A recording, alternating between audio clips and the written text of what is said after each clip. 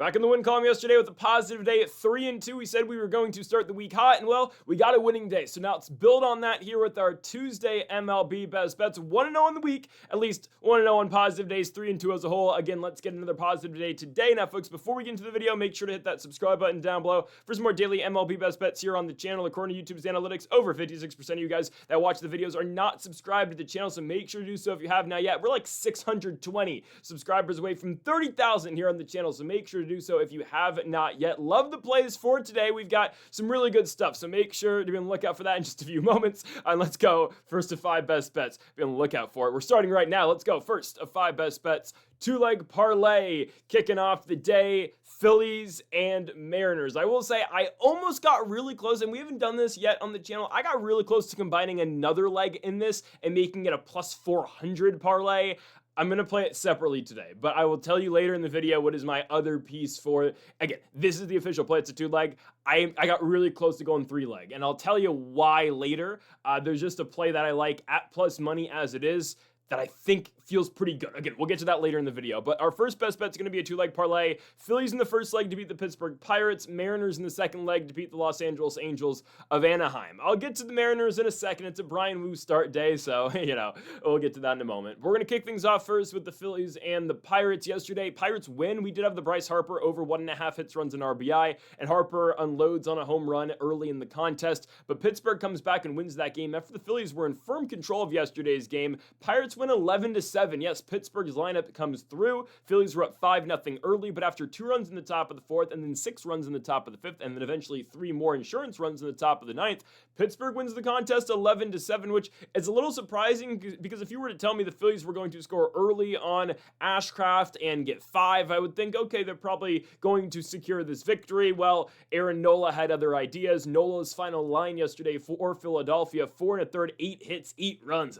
ERA over 6 now in the season for Aaron Nola. But today is a new day. Yes, it is. And I do believe the Philadelphia Phillies are going to get this victory. Pitching matchup way more favorable for them. Bubba Chandler versus Christopher Sanchez. Nothing is ever a lock in anything, especially in sports. But this one is pretty good. Christopher Sanchez, one of the best pitchers in baseball this season, of course, coming off his worst start of the year in his last outing against the Washington Nationals. Nats score 5 on Christopher Sanchez in the first 2 innings. His final line, 5 innings, 7 hits, 5 runs. It is a game that Philadelphia ultimately wins 10-5 because they scored 10 unanswered after the Nationals kicked off the game 5-0. It is what it is. But technically, well, that's not technically. The Phillies do pick up the victory. Of course, Sanchez does not get the victory in that game, but he has pitched really well this season. I mean, you can really say that Nationals start last Thursday is an outlier to the entire year of Sanchez. Of course, the guy posted a 0 ERA in the month of May, pitched 39 innings without giving up a single run. Of course, went on that big streak of not giving up runs. He's been okay in the month of June, 3.82 ERA. That is very inflated, though, because of that start against the Nats, and I understand the Pirates lineup is figuring it out recently, which is surprising because we'll watch this team play and we'll bet on this team and they won't score any runs. But yesterday, of course, I mean, it shows itself. 11 runs yesterday for Pittsburgh. That's big time. Connor Griffin really settling in, of course, comes back after the IL stint, and Griffin, of course, started his next run with the Pirates with a home run off of Andrew Abbott just a couple games ago. Of course, we had the nerfy in that game, but whatever. The lineup has been pretty good recently. They're not as lefty heavy right now just because they are missing guys with injuries. Spencer Horowitz is out. O'Neal Cruz is out. So I can't completely go back to what I would usually say about Pittsburgh being, if you get a left-handed pitcher, absolutely take them against Pittsburgh because, you get all those lefties. Right now, it's, you still got Lau in the 2 spot. You're going to have Ryan O'Hearn, but much more balanced. Of course, Brian Reynolds a switch hitter. Connor Griffin now settling into that leadoff role where he should remain for the Pirates. But I don't think that Pittsburgh's going to be able to win this game with Bubba Chandler going. Not to say Chandler's been a bad pitcher. Actually, recently, he's been pretty good for Pittsburgh. 4.42 ERA in the season with a 3.62 ERA in the month of June. And his last all 4 of his last starts, he's only allowed 2 runs or less. It's just difficult against the Pirates. Sorry, against the Phillies, I apologize. Against the other Pennsylvania team. Schwarber and Harper and Marsh, those lefties really, can haunt you in the middle of that lineup. Trey Turner, when he's on, that's dangerous if you're playing Philadelphia. Yesterday, Trey with 2 hits had the leadoff home run as well for Philadelphia. And with Sanchez as well, the margin of error for the Pirates is just really small in this game. They almost had to play a perfect game today to beat Philadelphia with Bubba Chandler going and with them facing Sanchez. And I really don't expect Sanchez to put up 2 bad starts back to back. And also, if you want to look deeper into this as well, look at his home road splits. Christopher Sanchez at home this season, a .95 ERA. On the road, I understand his 2 worst starts of the year by far were in DC and in Milwaukee, but his road ERA is 3.89. At home, 0.95 for Sanchez. It's difficult to hit this guy at the bank. I'm going to take Philadelphia to win the first leg of our parlay. Second leg, let's go to the Pacific Northwest for the Seattle Mariners and the Los Angeles Angels of Anaheim. I know what you may be thinking, what the hell are you doing taking Bryan Woo again? Guys, we figured it out, okay? I think we figured it out with Bryan Woo. He just can't pitch on the road. Of course, last Bryan Woo start, we faded him. He was in Pittsburgh. We took the Pirates to win, and Pittsburgh easily gets it done against Woo over there. He's back at home, and the home road splits out of Woo. We did just talk about Christopher Sanchez's splits. Look at Bryan Woo's splits. On the road, the guy's not a good pitcher, okay? He is a quad A player on the road. Woo, away from Seattle, 6.4 ERA, 1-6 record this year with a 300 opponent's batting average. At home this year, 2 ERA, undefeated, 5-0. I believe Seattle's won the other 2 starts. I think that he got no decisions on. I could be wrong, but at least, he hasn't taken a loss in Seattle just yet. Again, records for pitchers are overrated, I understand, but he's been really great at home this year, over 7 games pitched. One of the most dominant home pitchers in all of baseball, arguably the most dominant home pitcher in all of baseball, and he gets the Angels here. An Angels team that I want to root for, I want to get behind. Of course, I'm not going to put you through the Kurt Suzuki, Adam Eaton spiel right now, but I'm a big fan of those guys. So I do hope the Angels do well. Yesterday, though, a 6-2 victory for Seattle over the Angels. Angels still got these injuries, man. Mike Trout, of course, being the big headliner. It looks like Mike Trout's going to start the All-Star game, at least I hope he does. But Trout being the main injury right now, they have kind of figured out their lineup. They just sent Christian Moore down for some reason. They picked Denzer Guzman and Vaughn Grissom over him. I understand, Grissom, but really, you chose Denzer Guzman over Christian Moore? I guess Guzman's been okay. You couldn't find a spot on this team for Christian Moore, though? I mean, I guess who do you bump? Do you bump Peraza? Not really. I don't know, man. It's just, of all guys, I would bump Josh Lau, but I know Lau's a lefty, and you need some of those, you need a bat like him in the lineup at times, and he's been better recently. I don't know. I saw a report, I don't think this was fake, that Christian Moore was very upset that he got sent back down to Salt Lake City. It is what it is. Anyways, this is a fully healthy Angels lineup, and I don't like it. Again, they'll have games, but I don't know. Zach Neto, Denzer Guzman, Nolan Schanuel, Soler, Meckler, Adele, Peraza, Lau, Ohapi. It's not bad. Again, I'm being a little too critical right now, and their bullpen has been much better recently, don't get me wrong.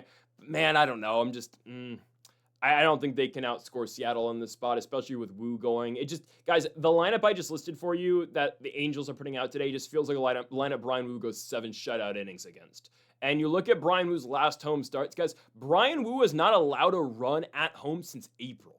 And that sounds insane, but he's made 4 starts since April. Don't get me wrong. He's actually pitched quite a bit on the road. I'm sorry. May 1st was the last game he gave up a run at home. I apologize. But May 1st, he gave up 6 runs at home against the Royals. So that's the one game all year long that the Mariners did not win when he started. They lost 7-6 in that game. But since then, Bryan Woo, 6 shutout at home against the Braves, 6 shutout at home against the White Sox, 7 shutout at home against the Diamondbacks, and 7 shutout in his last start on the 18th of June against the Orioles. On the road, it's a different story. I mean, guys, Bryan Woo's posted a 7 ERA this month in June. It's horrible. But look at the starts. 5 runs in Detroit, 7 runs in Baltimore, shutout 7 innings against Baltimore, and then 5 runs in Pittsburgh in an 11-1 loss.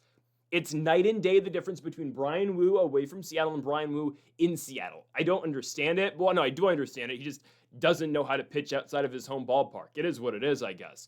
But you get Bryan Woo at home today, and I think he dominates. Jose Soriano starting for the Angels. Again, Jose Soriano, he's been on a downward trajectory for a while, if that's even the right way of putting it. 5 ERA in the month. Had one random really good start at home against the Rays where he went 5 shutout innings. Other than that, he has not been good. He only threw 4 innings against the Rockies, walked 7 guys, gave up 3 runs. Dodgers start. It was enough for the victory, but he gave up 5 runs in 6 innings. A's, 4 runs in 3 innings. 4 runs in 5 innings. Last start against Baltimore, 5 runs in 3 innings. Yeah. I don't think Soriano, we know Soriano hasn't been good recently. It'll probably still be good enough to barely scrape into the All-Star game, but Bryan Woo and the Mariners do win this one, in my opinion, and I absolutely love our first play of the day being a 2-leg parlay at plus 125. On to our second best bet of the video. It feels almost too good to be true. Nerfy at minus 135 between the Tigers and the Yankees. I've seen this anywhere from minus 135 to minus 140, minus 135 currently as of 1:30 in the morning is the best I can find on this. I mean, why wouldn't this hit? Okay, I know. It's at Yankee Stadium. And I try my hardest. This is probably the first, I think it is, the first time all year long. The day is June 30th. And I believe this is the first time all year long we have taken a nerfy at Yankee Stadium. I hate the short porch and right. I hate how easy it feels like, or how easy it is to hit home runs sometimes. Nothing describes Mickey Mouse Yankee Stadium home runs more to me than that 1 year random shout, but that 1 year that Joey Gallo played in New York. Okay, this is like washed Joey Gallo as soon as he left Texas. The guy came into Yankee Stadium, and in the second half of 2021, he batted 160 for the Yankees. And in 50 games, he hit 13 home runs, which doesn't sound insane, but I'm not joking. Every single home run Joey Gallo, and then in 22, he hit 12 home runs as well. Every home run Gallo ever hit for the Yankees was, a ball with, the most upward launch angle possible that goes 312 feet, but barely gets over the wall. And it looked like a moonshot every single time off the bat for Joey Gallo, and it would just barely get out. Of course, Gallo, I guess tried to reinvent his career as a pitcher. Of course, in 24, he was on the Nationals. Is he on the White Sox now? No, he got released by the White Sox. Anyways, yeah, Gallo's career ended with the Nationals, because of course it did. Anyways, remember when he was a Dodger randomly? He got traded for Clayton Beeter. That's who he got traded for? Nationals closer now? I did not know that's how the Yankees got Beeter. Anyways, regardless, I know I usually try to stay away from Yankee Stadium nerfies. Guys, it's Tarek Skubal and Cam Schuttler today. Now, I got really close to taking the Tigers today. I got really close. We'll have a plus money play in a second, a plus money play that I really like, and I'd argue it might be my favorite plus money play all year long in terms of a straight money line. I'll get to that in a second. And it's a team that we've taken a lot of plus money lines on before, you can probably guess, but we'll get to that in a second. I got really close to taking the Tigers today. I understand Skubal hasn't been at his best recently. Of course, still coming off the injury, still trying to pitch through again. Some limitations, I guess you can say, are, just dealing with the recovery and whatnot. Who gives up a run here, though? Who does? Schuttler, 1.62 ERA, 0.92 whip. Tarek Skubal, 3.32 ERA is not his best, but sub 1 whip. I understand he gave up 4 runs in his last start against the Yankees, and it's it's Skubal against New York for the second time in a row. But, this is a proper saying, I will say. I heard the Orioles broadcast team on Masson say this when Brian Wu carved them in the second of their back-to-back games that at least Brian Wu started against them. Of course, his first start was at Camden Yards. Then he pitched at T-Mobile Park against them, and when Brian Wu was completely shutting down Baltimore and he goes 7 shut, the Baltimore announcers, just made a point that kind of stuck with me a little bit. Good pitchers, when they see a team twice in a row, they're usually so much better the second time, or at least good pitchers are going to make those adjustments, and they're going to be so difficult to beat, especially if they're coming off a loss in the first start, which is interesting, I will say. And usually that's not a saying, at least, that you can use until the postseason, because of course, for example, if this was a 7-game series, which the Tigers probably won't be in the playoffs this year, but if this was a 7-game series or even a 5-game series, Tarek Skubal gets the ball in game 1, he's getting the ball again in game 5. So, Skubal's going to, or even Schuttler too, both guys would get multiple starts against their opponents in the series. Now, of course, just the way the schedule lines up, Skubal's last start on Wednesday was against New York. Schuttler's last start, by the way, was on Thursday against Boston, so it's his first time pitching against Detroit, at least this season. But Skubal, his last start was against New York and goes through the entire weekend. We come back here on Tuesday, and now he's pitching against the Yankees again. I don't think his last start was bad. It was 6 innings, 4 hits, and 4 runs. It's a quality start. I think that, 4 runs is a quality start, technically. 6 innings, 4 runs. 3 home runs by the Yankees, though, right? Goldschmidt goes yard to lead off the game. Goldschmidt then hits a home run in the 3rd as well, and then Jason Dominguez goes yard in the top of the 2nd. Top of the 6th as well. The Goldschmidt matchup scares me. I'll just be honest with you. I think if Skubal gets by Goldschmidt, I don't think the Yankees are scoring. I'll put that out there right now. I don't think they're going to score if he gets by Goldschmidt to start the game, at least in the bottom half of the first inning. I don't think Detroit's scoring. I know the Tigers lineup has been a little bit better recently. Yesterday, by the way, Tigers won 7-3, so big win for them. Casey Mize pitches really well, 10 Ks in 7 innings for Mize, 0 runs for the Yankees against Mize, 1 hit against Mize, and that's the thing too, right, guys? This Yankees lineup right now is awful. Awful. I mean, this team was, almost no hit in back-to-back games on Saturday and Sunday against the Sox. Don't get me wrong. Should they have won that game on Sunday night against the Red Sox? 100%. That's a horrible choke job. Well, Boston almost choked at first, but I mean, that was a game Boston gifted the Yankees. Abreu's error, Abreu's drop in right field. That was a gifted game to the Yankees, and they still couldn't find a way to win that one. I understand Boston's playing good baseball. I'll get to them in a second, but It's a game you should have won.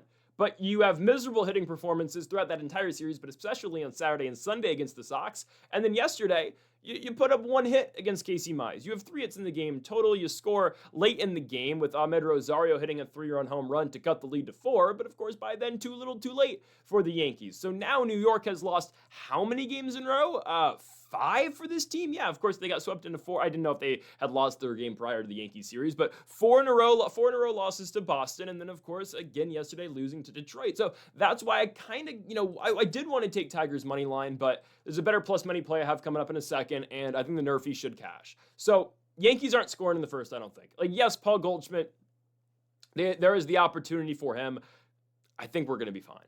Honestly, I think we're going to be okay. Likely, we're going to have Ben Rice batting second, I would imagine. Ahmed Rosario will probably be in the 3 unless they swap Rosario and Goldschmidt. Go Rosario 1, Rice 2, Goldschmidt 3. Regardless, those are the 3 guys we're going to see early in this game. Of course, Rosario is a left-handed pitching specialist, and Paul Goldschmidt is a Tarek Skubal hitting specialist. I think we're going to be fine. I think Skubal's going to get those outs. And then, just because the Yankees lineup's been ice cold, I will say Rosario's been probably their best guy recently.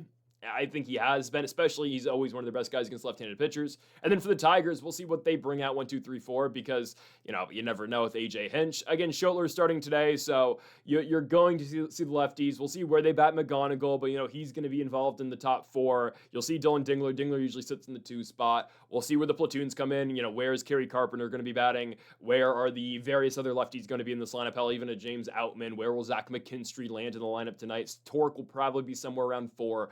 Regardless, Matt Vierling still maybe finds himself in the 3 spot. Who knows with AJ Hinch? Schotler should be fine, though. This is one of the elite pitchers in the sport. And by far, by the way, the favorite to win the Cy Young. We'll do a quick Cy Young odds check right now, but Schotler, I would be so shocked if he wasn't number 1 still. Last start for him wasn't very good against the Sox, I understand. Well, hear me out. 0 earned runs. He gave up 4, but 0 of those were earned, so the ERA goes down for Schotler. Guy has not given up an earned run since June 13th. He was coming off a start against the Reds going into his Boston start where he pitched 6 innings, gave up 4 hits and 0 runs, 13 Ks as well. On top of that, at Fenway, 9 Ks for Schotler as well. I believe he is the current favorite to win the Cy Young. I'm checking right now as we speak, or as I speak. Yep, minus 105 for Schotler, Cease, Rasmussen, DeGrom, Gavin Williams. And why, guys, I know he's really good at home. Brian Wu has got better odds to win the Cy Young than Joe Ryan? And even Ranger Suarez? And Parker Messick? What? And Sonny Gray? Huh? Brian Wu's not even the best pitcher on his team. Gilbert's better, Kirby's better, Miller's better. Wu at home sure is better than all 3 of those guys, but as a whole, he can't pitch away from home. Why is Brian Wu 6th in the odds? Crazy stuff. Anyways, we're going here with the nerfy. Don't think either team scores. My biggest concern, Paul Goldschmidt or Ahmed Rosario going yard off a Skubal. But the way this team has been playing and the way this team has been hitting, I'd be so shocked if it happened. Give me the nerfy today. It feels too good to be true, but let's take it at the Bronx. Minus 135. Hopefully we don't get a Mickey Mouse home run. That would be scary. A Joey Gallo Mickey Mouse shot. And it's just like an opposite field for Goldschmidt or Rosario that barely scrapes over the wall and right. I think we should be fine. Minus 135 for the nerfy. To our third best bet of the video. Yeah, guys, I understand we take the Nationals a lot. I haven't taken Nationals money line in a little bit, though. In a couple days it's been. I absolutely love this. I absolutely do. This is such a good spot for the Nats. I understand they lost yesterday, and that game sucked. Nats lose 7-3. Miles Michaelis, 6-3. Gave the Red Sox an extra run. Michaelis puts us on a hole immediately. James Wood leads off the game with the home run against Ranger Suarez. I'm thinking, okay, great, we're seeing this guy early. Not really. I mean, they scored later against Ranger Suarez. They scored 2 on him in the top of the second with a C.J. Abrams 2 RBI double, so that's great. But James Wood, it's the home run right away against Suarez. We're thinking, okay, great, we're timing this guy. And then Miles Michaelis ruins all of our fun in the bottom half of the first inning. Contreras, it's a 3-run home run over the monster. Contreras acted like he won the World Series with his celebration. Now, I understand it was an emotional day for Contreras, because of the earthquake and whatnot in Venezuela. And yes, this situation sucks. You can always make the case, though, right? You don't like the celebration, don't throw the ball there. So I'm not complaining that much. It frustrated me at the time because I'm already angry watching Michaelis, and I got to watch Contreras flip his bat to the moon, slam his helmet a million times. And it's like, dude, you hit a home run off of Michaelis. But again, I understand what's going on, and down there, I understand. Okay. I'm not thinking back at it again. I'm not too mad. He got ejected in the second at bat. He shouldn't have gotten ejected, but whatever. I wasn't complaining. Regardless, Red Sox win the game 6-3. Again, Contreras hits the home run in the bottom of the first, and then Caleb Durbin goes yard as well in the bottom of the first. So immediately, right, Nationals hit the home run early in the game. We're excited. James Wood, pulls the ball 450 feet off Ranger Suarez. It's a moonshot, and then Michaelis ruins all of our fun. Now, I will give credit to Michaelis in this respect. He ate so many innings in that game. The game's over early because, we're down 6-1 in the third. And yeah, the Nats offense is great, but they were having a bad day at the plate. I will give Michaelis respect here. He pitched 7 innings. He completely 8 innings. Now, I don't like the fact that it felt like the game was over in the first, but at least he gave the bullpen a night off. And there was a moment in the second inning where Blake Butera is already warming up arms in the bullpen, but Michaelis finds a way to only get through the second and the third, giving up 1 run each. Victory. And he finds a way to go 7 innings against Boston, only needing 1 inning out of the bullpen. Zach Kent through the bottom of the 8th for the Nationals. So we have a fully rested bullpen going into this game. Yesterday, the Nationals announced Mitchell Parker to the 15-day IL, Richard Lovelady on the 15-day IL as well. So we get Carson Palmquist back. Great. Riley Cornelio. Sure, Riley Cornelio's back as well. I'm not going to complain about Cornelio. He's better than Lovelady and Parker for sure. Definitely Parker. So not complaining. Fully healthy Nationals pen. By the way, we have so many former starters in our pen, which, again, I know a lot of teams do, but especially the Nats now. We've got so many guys that can just eat innings now. Brad Lord, Palmquist. Now we have Cornelio back as well. When Jake Irvin comes back, which I don't know when he's going to come back, Andrew Alvarez will probably go back to the bullpen, even though, no, Alvarez needs to stay in the rotation and Michaelis' ass needs to go to the bullpen. Or Littell. I would throw Michaelis in the pen over Littell. Regardless, oh goodness, we're going to get Trevor Williams back soon. Even though, guys, if you didn't see, Trevor Williams, of course, one of the worst starting pitchers in baseball, made a start in low A for the Nationals. I don't think he completed the first inning and gave up 4 runs. Help is on the way, isn't it? Great. Nats should win today, though. They really should. Matchup so much more favorable. And yes, it was to the point where I thought about just saying, you know what, let's take a plus 400 parlay. I almost thought about doing it. I almost said, you know what? Let's do a 3-leg. Let's go plus 400. I decided against it. But I love this matchup, man. Connolly early going for Boston. He's got crazy, awful home splits. I was looking into this, and this is why I feel so good about it. ERA for early at home is 5. On the road, it's 2.6. And he's pitched the same innings home and road this season. He has not been a good home pitcher this year. I understand it's another lefty for the Nationals, and we'll see what lineup they throw out there. Luis Garcia probably gets benched again, which I think is stupid. Garcia still had another hit yesterday, and he was the hottest hitter on the planet last week, through back-to-back series against the Phillies and the Orioles. I think he's probably going to get sat down today, unfortunately, because they don't want to rest Dalen Lyle back-to-back nights. But I would just argue you just either sit Jacob Young a day or sit Andres Chaparro. If I'm the Nats, I'm just sitting Andres Chaparro one day, and then tomorrow you sit JY. It's not that hard. I think Louis should be playing first regardless today. So let's hope. Regardless, and Cruz can play center, and Wood can play right, and Lyle can play left. It's all fine. Just keep Louis in the lineup, even if there's a left-handed pitcher. Now let's go to Cade Cavalli today. Cavalli's last start really good against the Phillies. He goes 6 innings, gives up two runs. It's a home run late. He gets 7 Ks. He was really good in the start.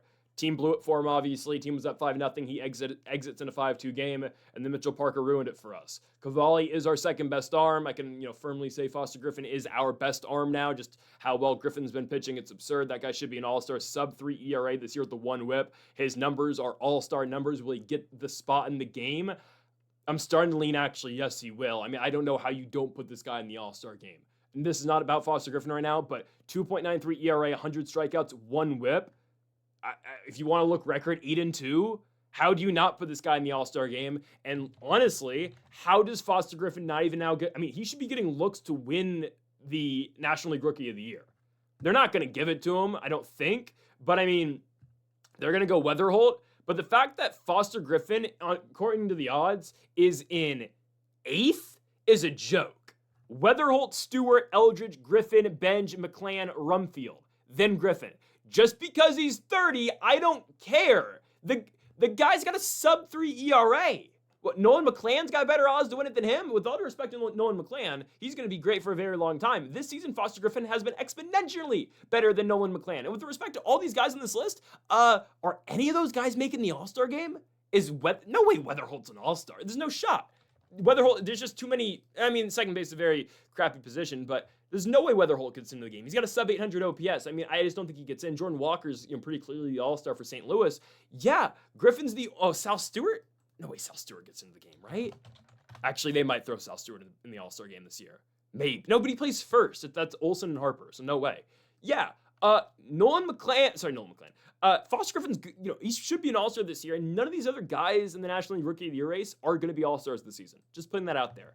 But today's spot does really favor the Nationals, in my opinion. Boston, I know they've won now 5 straight games, which is crazy. They're bound to lose one eventually, and the Nats are going to be throwing out a pretty good lineup, I think, today, and the pitching matchup does favor the Nats quite a bit. Home-road splits do not work well for early in this spot. At least he does not pitch well at home, and I can't believe I'm saying this about taking on the Boston Red Sox, but this is the Nationals' best chance to win a game in this series, which I really hope we can win the final 2 so we can at least get a victory out of 3 here at Fenway, but yeah, yesterday sucked because of Michaelis. Today you get Cavalli versus Early. Tomorrow, Andrew Alvarez, Peyton Toll. That is a winnable game again tomorrow, but you do not get the chance to win a series against Boston if you can't win today. And I like the Nationals. I do, right? I really like this spot. Think James Wood is fine. He's been hitting better recently. Of course, Louis on that big run. Abrams has the big double yesterday as well. We need Dylan Cruz to get back going again. He's been kind of brutal the last couple games. I like the Nats here in this spot. Actually, no, Cruz was just brutal yesterday. He got robbed of a home run 2 days ago. Who am I kidding? We're fine. Nats money line today. Yes, I got really close to putting this in a parlay. I've taken Nats plus money a lot this year. I'd argue this is my favorite plus money spot all year long for the Nationals. I really would say I think it is. The Nationals, they're a 500 team, but they don't lose back-to-back games a lot. Okay, and they've done a little bit recently, but against the Sox, I just don't think so. I understand the Nationals. We'll tell you this right now. Out of every single team in all of Major League Baseball, the Nationals' worst win percentage with Nationals and Expos history combined is at Fenway Park.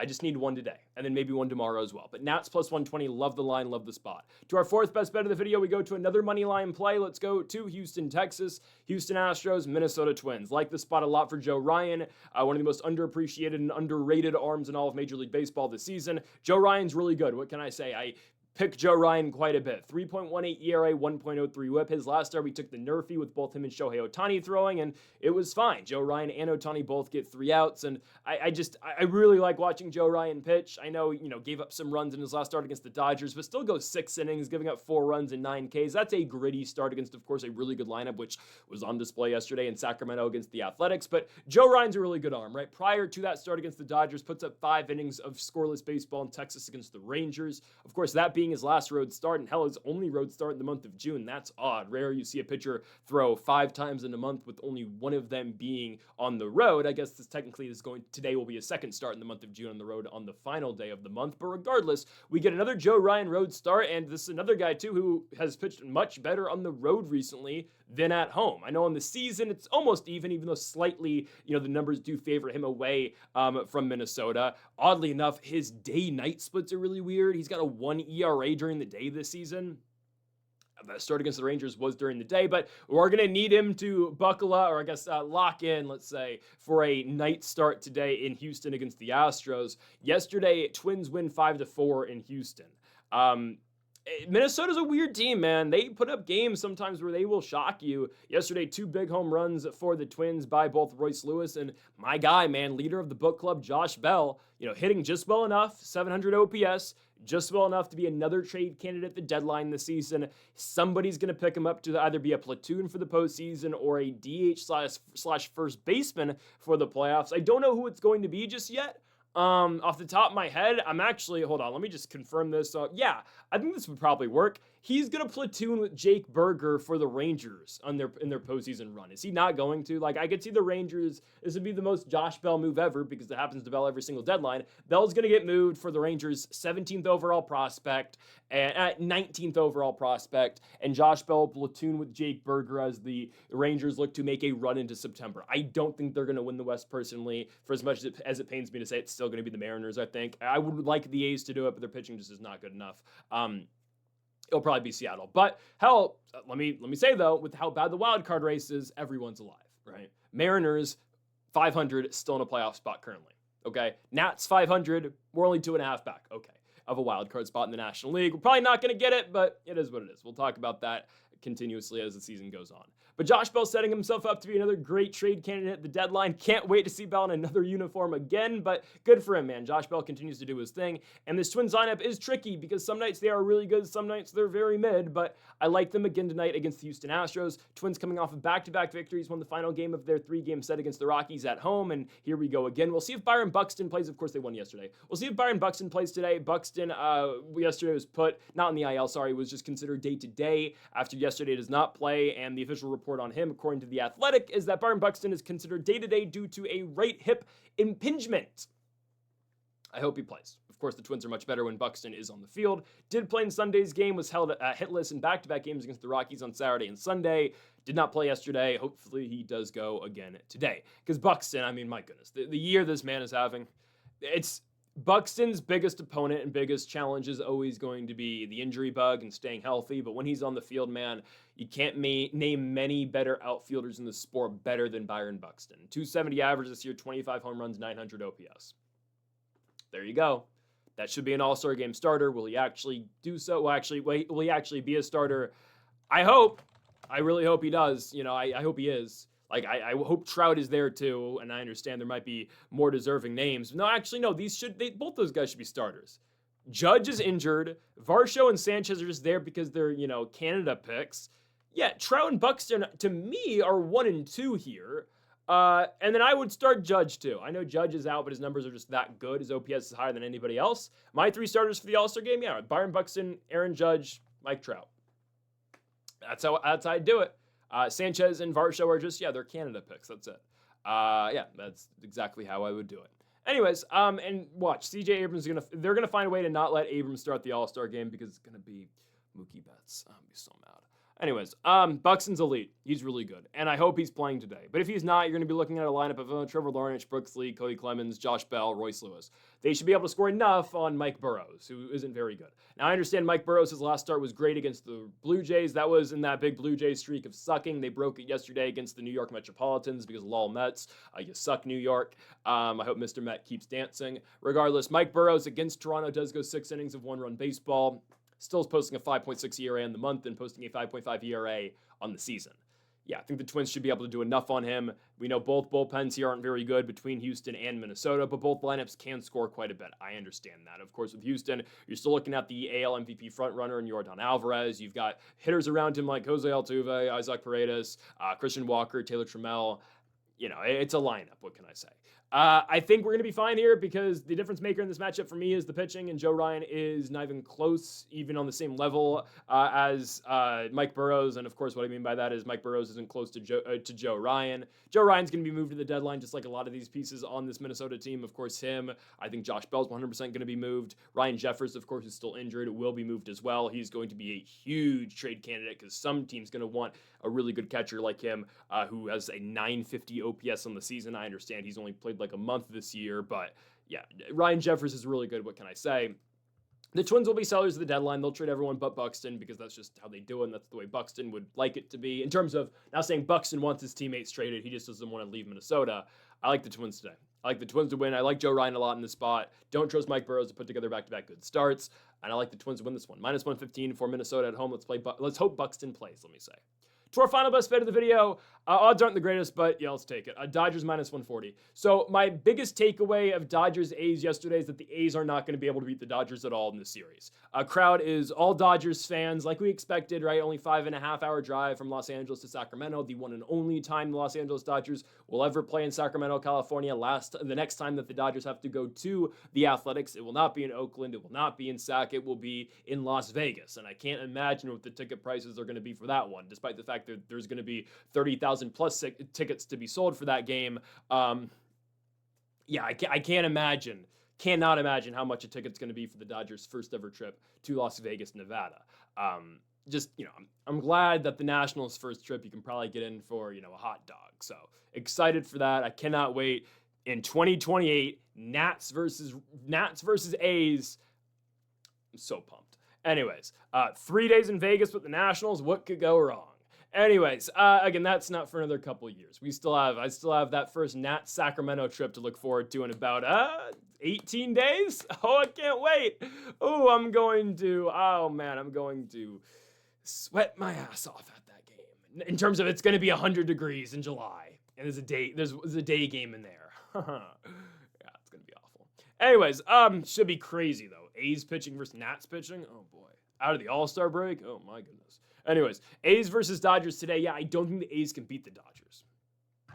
Was I wrong yesterday? Yeah, I was. Early game was looking good. A's are all over Eric Lauer. They're up 3-2.